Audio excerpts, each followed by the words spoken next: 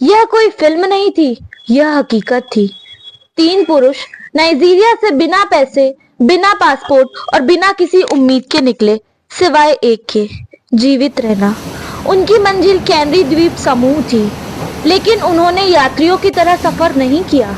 वहां कोई कैबिन नहीं था, कोई बिस्तर नहीं था। एक विशाल तेल टैंकर था जिसका नाम एलितनी था, जो माल्टा के झंडे तले चल रहा था।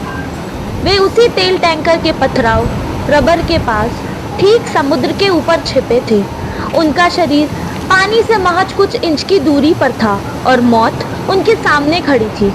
यह जहाज नाइजीरिया के लागोस शहर से निकला था और इसे स्पेन के कैनरी द्वीप समूह के लास पल्मासा बंदरगाह तक पहुंचना था। 11 दिन, 11 रातें, इंजन के शोर और अटलांटिक की ठंडी हवाओं के बीच वे लोहे की एक छाड़ को थामे रहे। उनके पास जो कुछ भी थोड़ा बहुत था, उन्होंने वही खाया। उन्होंने अपने कपड़ों से छानकर समुद्र का खारा पानी पिया।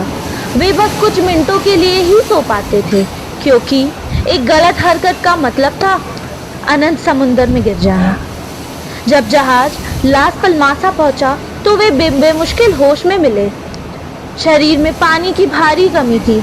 वे सूरज की तपिश और नमक से झुलस चुके थे, लेकिन वह जिंदा थे। 11 दिन, आकाश और समुद्र के बीच लटके हुए 11 दिन, असंभव को चुनौती देते हुए उन्हें स्टो अवे छिपकर यात्रा करने वाला कहा गया।